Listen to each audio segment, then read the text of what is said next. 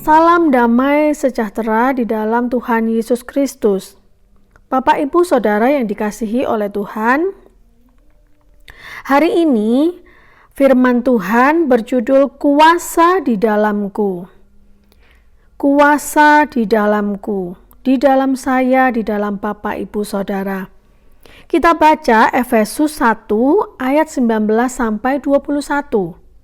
Ayat 19, dan betapa hebat kuasanya bagi kita yang percaya, sesuai dengan kekuatan kuasanya, yang dikerjakannya di dalam Kristus dengan membangkitkan dia dari antara orang mati, dan mendudukkan dia di sebelah kanannya di sorga.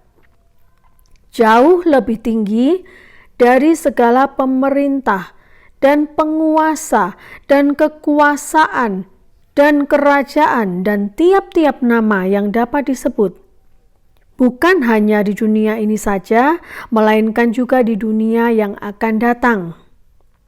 Roma 8 ayat 11 dikatakan, Roh Dia yang telah membangkitkan Yesus dari antara orang mati, diam di dalam kamu. Diam di dalam saya dan saudara. Supaya pikiran kita lebih fokus, saya akan ulang bagian yang saya ingin sampaikan supaya Bapak, Ibu, Saudara bisa menangkap dengan lebih baik. Betapa hebat kuasanya yang dikerjakannya di dalam Kristus dengan membangkitkan dia dari antara orang mati. Kuasa itu adalah kuasa Roh Allah yang diam di dalam kita.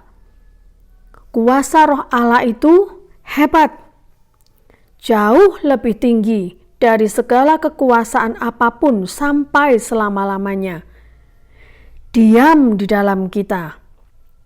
Kuasa Roh Allah itu bekerja di dalam kita dan melalui kita orang percaya.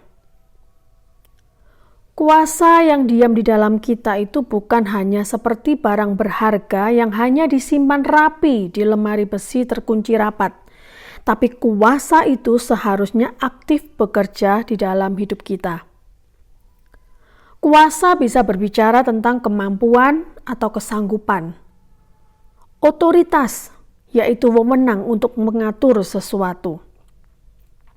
Tapi sebelum kita berpikir untuk bagaimana cara menggunakan kuasa untuk hal-hal lain, seperti dalam Alkitab disebutkan kuasa untuk mengusir setan, untuk menyembuhkan penyakit, kuasa untuk mengadakan tanda dan mujizat, marilah kita pakai kuasa di dalam kita untuk mengatur, untuk menguasai, untuk memerintah diri kita lebih dahulu.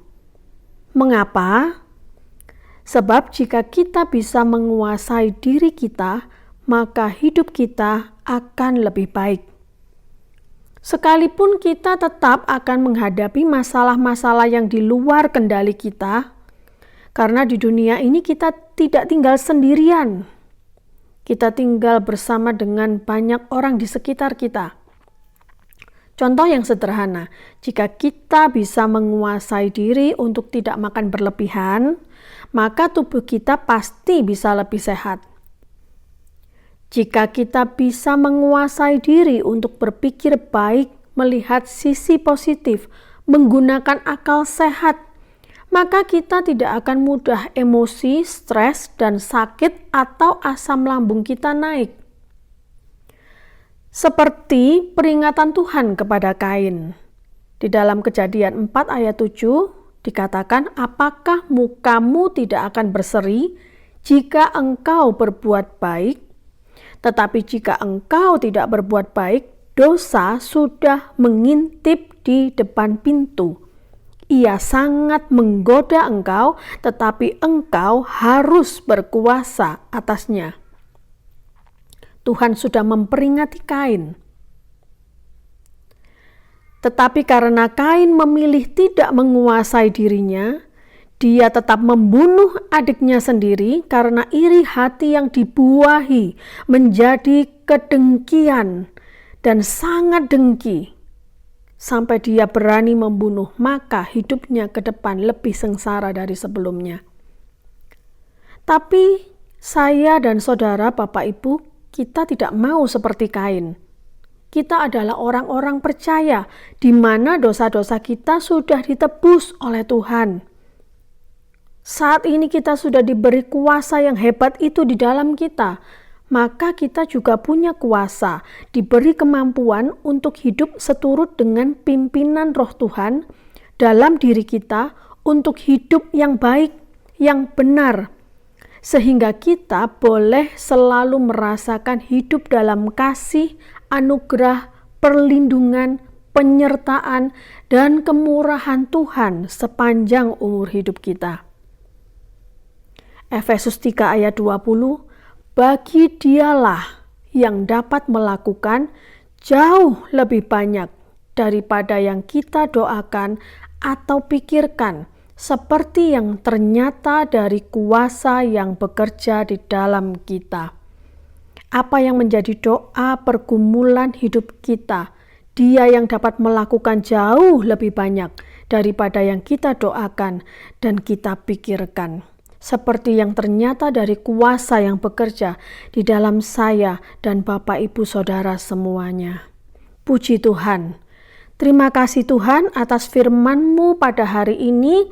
Kami percaya dan kami pegang firman Tuhan. Di dalam nama Tuhan Yesus Kristus. Haleluya. Amin.